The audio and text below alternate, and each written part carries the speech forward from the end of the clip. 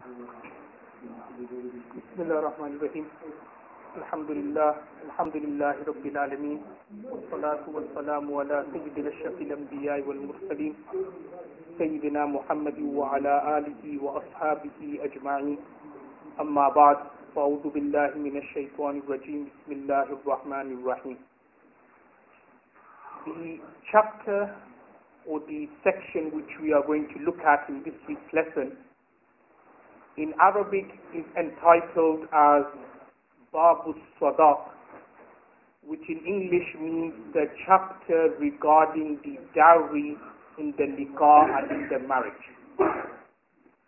Now this word Sadaq can be pronounced in two ways. You can read it Sadaq and you can also read it Sidaq. And this word Sadaq, it comes from the root word Sidq. And Rasulullah sallallahu alaihi wasallam, before prophethood, as all of you know, one of his attributes was Sadiq, the truthful. I remember this attribute which Rasulullah sallallahu alaihi wasallam had, being the truthful, it wasn't something which Muslims gave him. It was actually the non-Muslims, the pagans of Makkah, gave Rasulullah sallallahu alaihi wasallam the laqab and the title of As-Sadiq, i.e. him being the most truthful. He was also known as Al-Amin, i.e. the trustworthy. Now you may be thinking that why on earth the word Sadaq, which has been taken out from the root word Sidq, can come in the meaning of dowry and mahar. Now the reason why the word Sadaq comes in the meaning of dowry and mahar is because many of us, many men, they have intentions to get married. If you were to ask any man, he'll say, yeah, I want to get married 4 times. He's got 1 wife, but he'll always say, yes, I want to get married 4 times. I want to have 2 wives. I want to have 3 wives. All men, they will make these kind of intentions. They will have these kind of irada. However, it's only when they make the intention of nikah, followed by when they then desire to give some part of their wealth and money to the girl who they intend to marry as the dowry, only then we can derive that these people are sadiq. These people are truthful when they say that they want to get married, that this person is genuine. Before everybody, if you were to ask a kid, a 17-year-old, you want to get married? He said, yeah, I want to get married. If you want to ask a 60-year-old, you want to get married, he'll say, yes, I want to get married. But how do we know they were genuine? They are only genuine, they are truthful that yes, they want to get married, is when they now then give the dowry to the girl. When they now give the mahar to the woman they want to marry. That's why the word sadaq or dowry comes from the root word sidq and the root word which means truthfulness. Now in this particular section, we're going to be looking at 1 or 2 rulings, in particular the minimum amount of dowry. We'll also be looking at Mahr Fatimi and also the Mahar and the dowry which Rasulullah sallallahu alaihi wasallam gave to his wives, i.e. the Azwaj Mutahharat. Now the first hadith which we are going to look at is a hadith which can be found in Sahih al-Bukhari, Sahih Muslim, a very famous hadith, narrated by Sahal bin Sa'd radhiyallahu anhu, that he narrates, Anna Rasulullah sallallahu alayhi wa sallam ja'athu imra'atu, that once a woman came to Rasulullah sallallahu alayhi wa sallam. فقالت, she said, Ya Rasulullah, inni wahabtu nafsi laka, I have gifted myself to you. Now who is this woman? Ja'athu imra'atun. One opinion given by a very famous muhaddis in the name of Hafiz bin Hajar rahmatullah alayh. He is of the view that lam aqif ala ismi hadhihi, which means that we cannot say for sure or certainty who this woman was who came to Rasulullah sallallahu alaihi wasallam. However, other scholars of the view that this woman who came to Rasulullah sallallahu alaihi wasallam, her name was Khawla bint Hakim. And if you remember, I mentioned a few things regarding Khawla bint Hakim. Khawla bint Hakim is that woman who proposed on behalf of Rasulullah sallallahu alaihi wasallam to Sayyidah Aisha radiallahu anha. If you remember, a few weeks ago now, probably a couple of months ago now, when I explained the nikah between Rasulullah sallallahu alaihi wasallam as Aisha anha and the ishqal and the i'tiraz people make, or as Aisha was only 6 years old, how did Rasulullah sallallahu alaihi wasallam get married to her? So I explained during that nikah that it was Khawla bint Hakim who suggested to Rasulullah sallallahu alaihi wasallam that you should get married to Hazrat Aisha radiallahu anha. Now she comes to Rasulullah sallallahu alaihi wasallam and she said, "O Rasulullah, I have gifted myself to you." Now what does this mean, I have gifted myself to you? During Rasulullah sallallahu alaihi wasallam's time, and remember this is only specific for Rasulullah sallallahu alaihi wasallam, it was permissible for women to come to Rasulullah sallallahu alaihi wasallam and say to him, "I have sacrificed myself for you. That I have gifted myself to you," i.e., you could take me into your nikah and into your marriage without the need to give a dowry and a mahar. Remember, this was only khas and specific for Rasulullah sallallahu alaihi wasallam, not for you and I, not for a great sheikh, not for a big mufti. So irrespective of how big a mufti is or how big an imam he is, if he wants to get married, he has to give dowry and mahar. But for Rasulullah sallallahu alaihi wasallam, not all his wives, but some of his wives, another wife who comes to his mind, Zainab bint Khuzaym radiallahu anha, her nikah was also like that as well. That she came, she said to Rasulullah sallallahu alaihi wasallam that I want to be your wife. Can I come into your nikah, into your marriage? And she came into Rasulullah sallallahu alaihi wasallam nikah and marriage without the need of Rasulullah sallallahu alaihi wasallam giving her any dowry and giving her any mahar. Now, some people may think to themselves that why on earth a woman would want to get into another man's nikah and marriage and not ask the man, give me some dowry and give me some mahar. Obviously this woman, Khawla bint Hakim and Zainab bint Khuzaym radiallahu anha, they saw the bigger picture. The bigger picture was, if I happen to be the wife of Rasulullah sallallahu alaihi wasallam, I'm guaranteed Jannah.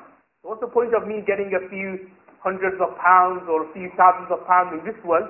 If I can die as a zawja and as a wife of Rasulullah sallallahu alaihi wasallam, I'm guaranteed heaven, I'm guaranteed Jannah. So that's why there were women who would come to Rasulullah sallallahu alaihi wasallam, offer themselves, "O Prophet of Allah, can I be your wife? Can I be your wife?" They weren't looking at it in terms of, "Oh, I'm losing out on mahar or dowry." They looking at it that if I could have the honor of being the wife of Rasulullah sallallahu alaihi wasallam, I'll be guaranteed Jannah and paradise. Now she came to Rasulullah sallallahu alaihi wasallam, she offered herself. فَقَامَتْ طَوِيلًا. She remained standing for a while. Now there's an ishara or indication here that Rasulullah sallallahu alaihi wasallam didn't want to marry her. Okay, so she came, she offered herself. Rasulullah sallallahu alaihi wasallam didn't want to marry her, but she just remained standing there. فَقَامَ رَجُلٌ. Then another sahabi, another person stood up and he said, "Ya Rasulullah, زَوِّجْنِيهَا إِن لَمْ تَكُنْ لَكَ فِيهَا حَاجَةٌ." Which means, "O Prophet of Allah, if you don't want to marry this woman, let me marry her." So this woman, she came, she wanted to marry Rasulullah sallallahu alaihi wasallam, but Rasulullah sallallahu alaihi wasallam declined. So she was still standing there.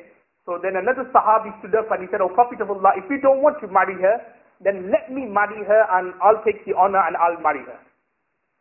Now Rasulullah sallallahu alaihi wasallam then said to this sahabi and companion that, "Okay, you could marry her, but hal indaka min shay tusbikuha.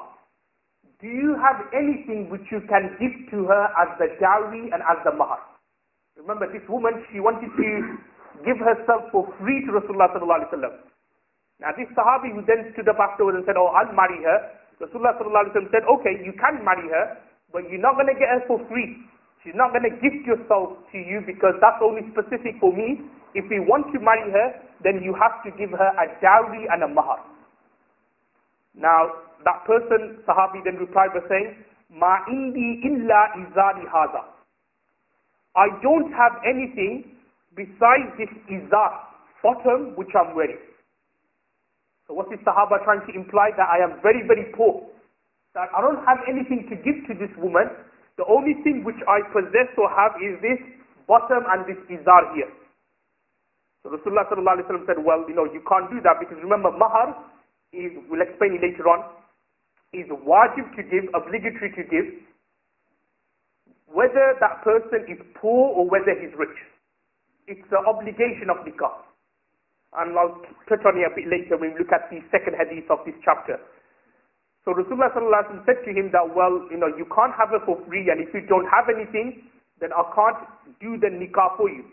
So Rasulullah sallallahu alaihi wasallam said to him, فَالْتَمِسْ وَلَوْ خَاتَمًا مِنْ حَدِيدٍ, which means go and look for something, even though it may be a ring made out of metal.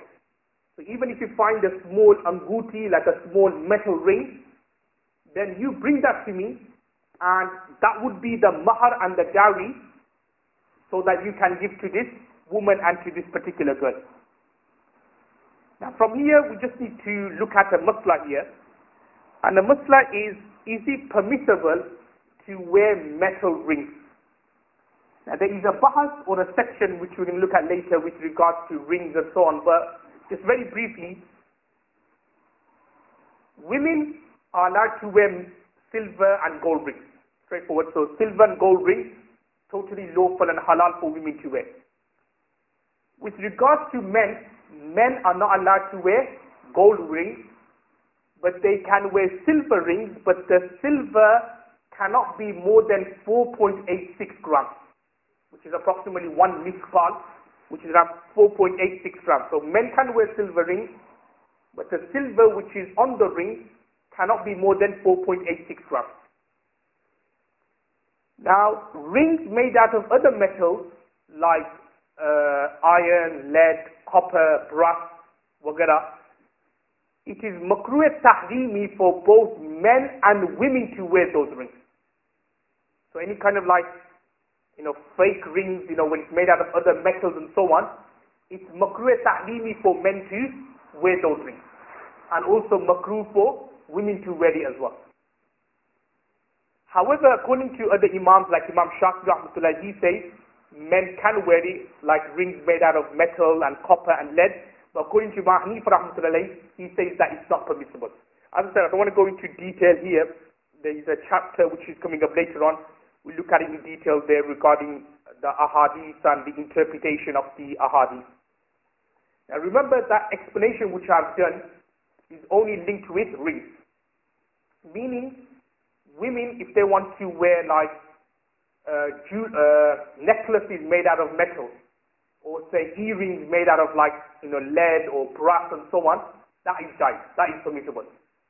But it's only in rings that it's impermissible for women to wear rings made out of metal, made out of lead, made out of brass and copper.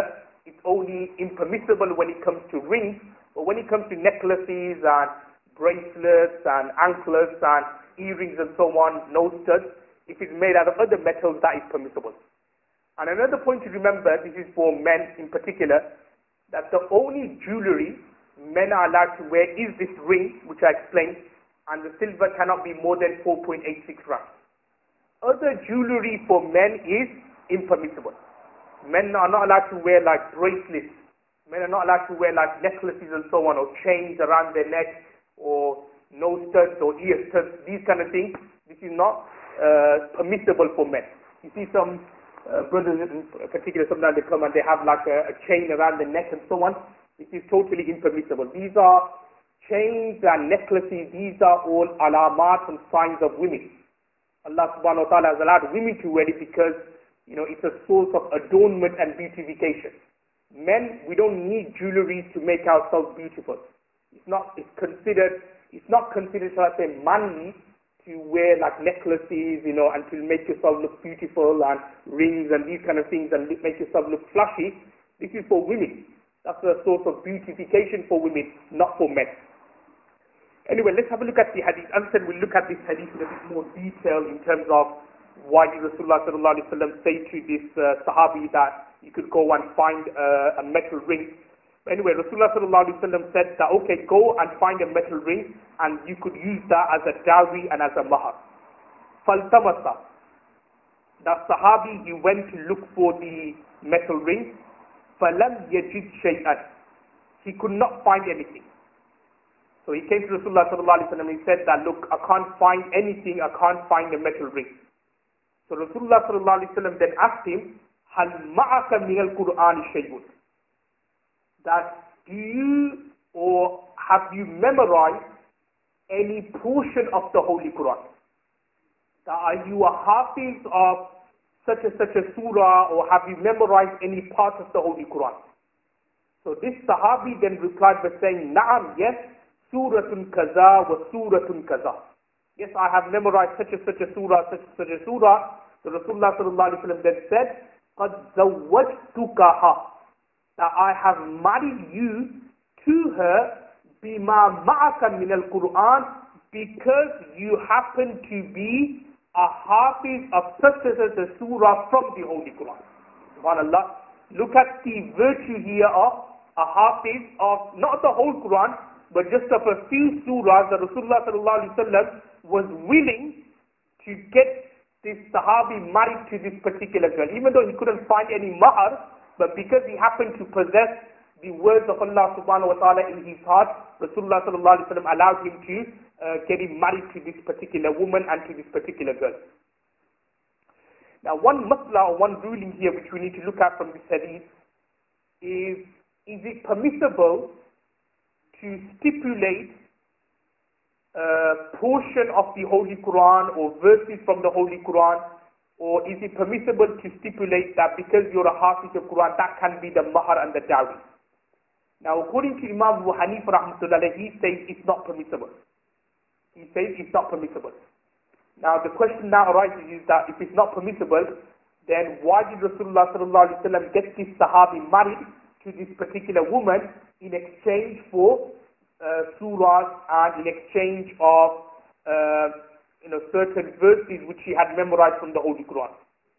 Now the reply to that is very simple, and that is that when we look at the hadith, Rasulullah sallallahu alaihi wasallam did not get that Sahabi married to that particular woman in exchange of the surahs which he had memorized, but he got him married to her because, this ba here in Arabic is called ba li-sababiyya, because he was a hafiz of Quran.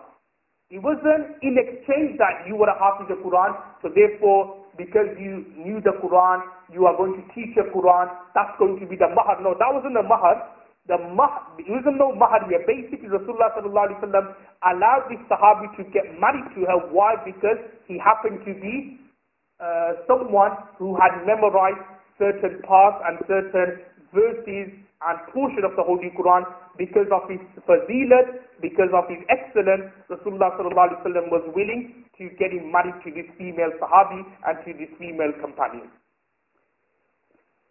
The next hadith which we're going to look at, now conclude the first hadith. The next hadith which we're going to look at is a hadith of Sahih Muslim, narrated by Abu Salama radhiyallahu anhu. Now Abu Salama radhiyallahu anhu narrates that he once asked Hazrat Aisha radhiyallahu anha, كم كان صداق النبي صلى الله عليه وسلم? What was the mahar and the dowry of Rasulullah sallallahu alaihi wasallam? Hazrat Aisha radhiyallahu anha replied, كان صداقه لأزواجه ثنتي عشرة أوقية ونش, which means that the dowry Rasulullah sallallahu alaihi wasallam gave to his wife were 12 awqiyas, one nash and one nash.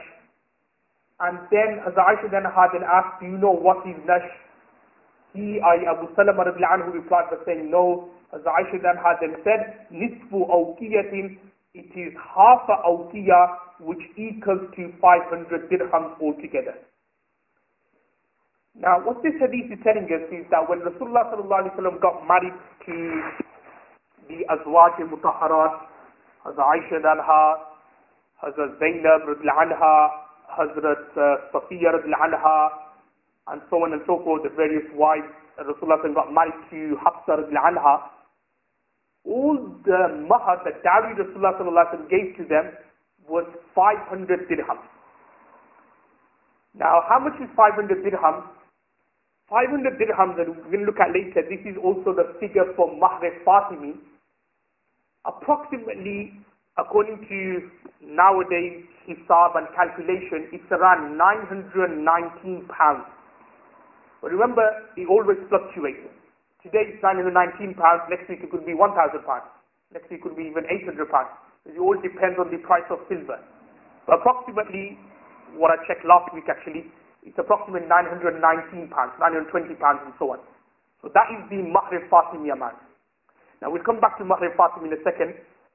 Three things I need to mention here. Number one is, what is the minimum dowry a husband has to give to his wife? Number two, what is the maximum dowry a husband can give to his wife? And number three, ye jo Mahr Fatimi and Mahr Azwaj Nabi sallallahu alaihi wasallam, what is the amount? Now let's start off with the minimum dowry.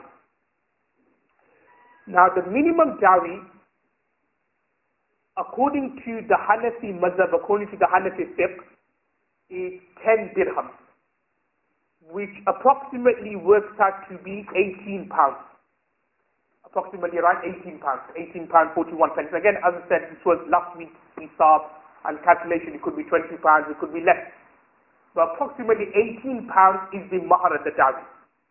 And when we say £18 and this is the minimum dowry, what we mean by that is that it's a must that you have to give this much.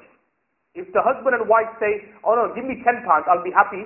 No, the wife has to take £18.41, or whatever the minimum dowry is. So this is something which is non-negotiable. Okay, it starts, you could say the bidding starts from, £18.41, it starts from there. Anything below that, it's invalid. And remember, one point here is that dowry or the mahr is wajib in nikah. Now when we say wajib in nikah, it means that it's wajib, but you can actually do the nikah and the marriage without stipulating the dowry. So what I mean by that is that, say for example, husband, boy and girl, they got married, but when they did the nikah, they didn't mention about the dowry. So what will happen, the nikah will be done, but then afterwards, they will have to give the dowry and the mahr. And we're going to look at it later. This is known as mahr misal. Mahr misal means like, the dowry which the girl's khandan or family always got, so that will be given. We'll look at that later, inshallah. But as I was saying that it's wajib to stipulate the dowry. If the nikah was done without mentioning dowry, nikah will be done, but you'll have to give the dowry afterwards. So that's the first point, i.e. the minimum dowry. The second point here is, what is the maximum amount of dowry? Now we're going to look at the hadith. It's the next hadith we'll look at, narrated by Umar bin Khattab anhu, a hadith of Sunan Tirmidhi, where it says that you shouldn't give too much dowry. There isn't a maximum limit of dowry, but you shouldn't give too much dowry. Okay? There is a maximum limit. If somebody wants to give £1 million, then okay, it'll be done, and he will have to give it, but Hazrat Rasulullah sallallahu alaihi wasallam didn't like a husband or a man giving too much dowry to his wife. Because obviously sometimes when you give too much money, then the girls, the women, they could become rebellious and so on. They become more greedy. And when you look at it to a certain extent, that's what we kind of see nowadays in certain cultures, that because nowadays the norm isn't to ask for Mahr Fatimi, but the norm nowadays is, no, I want £10,000 in my account, I want a land in Pakistan, or I want land in Bangladesh, or I want a car, I want this, I want that, I want a house under my name. So when you start asking for these kind of things, sometimes the husband gives it, but then there's no barakah and blessings in the nikah. So as I was saying that there's no maximum amount of dowry, but you should try to give not that much. So that's the second point. And the third point, which I kind of mentioned already, is regarding the Mahr Fatimi. Now what is Mahr Fatimi? Mahr Fatimi is that mahr which Rasulullah sallallahu alaihi wasallam agreed for his daughters when they got married. Like Hazrat Fatima when she got married to Sayyidina Ali anhu, and his other daughters like Ruqayya, Kulthum, when they got married to Hazrat Uthman anhu. So the amount Rasulullah sallallahu alaihi wasallam agreed for them, that is called the Mahr Fatimi. And Mahr Fatimi, as I already explained, is approximately 500 dirham, which equals to £919. Now remember this figure, £919, it's sunnah to give this amount. But remember, it's only for that person who can afford it. If someone can't afford it, then if he was to give £30 or £50, as long as it's more than £18, as I said, if he was to give £100, that's also okay as well. But the sunnah amount is the Mahr Fatimi, which is £919.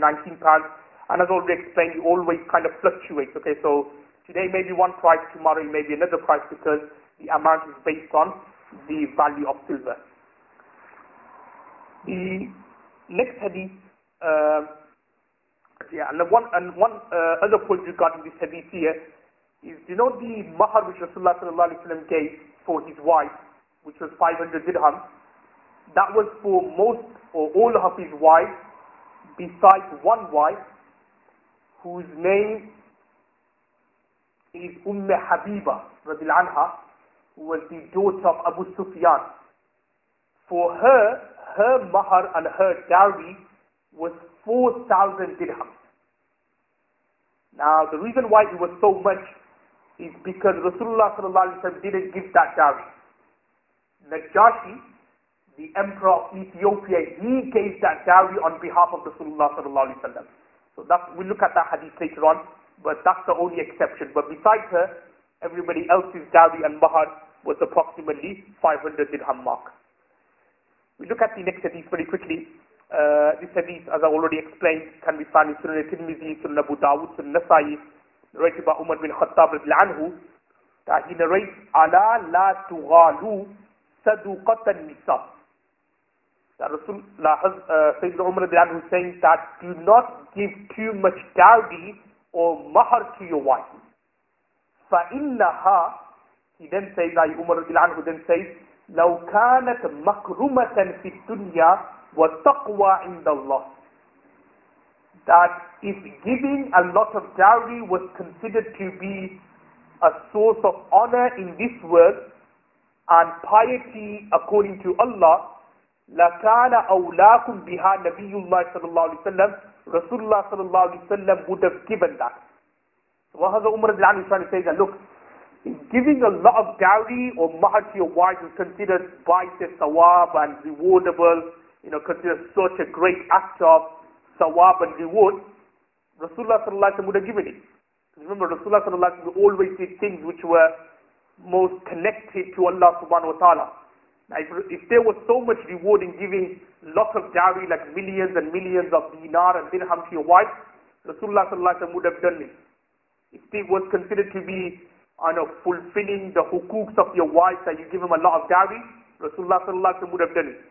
But Rasulullah sallallahu alaihi wasallam never did it, and that's why the next part of the hadith goes on to say that Rasulullah sallallahu alaihi wasallam, ما علمت رسول الله صلى الله عليه وسلم نكح شيئا من نسائه ولا أنكح شيئا من بناته على أكثر من 12 أوفية, which means that Rasulullah صلى الله عليه وسلم, when he got married, then the dowry which is stipulated for his wife, and similarly when he got his daughters married, then the dowry which is stipulated for them was not more than 12 awqiyas, and the nash which we looked at before, i.e. more than 500 dirhams. That's the maximum which Rasulullah sallallahu alaihi wasallam stipulated for his wife.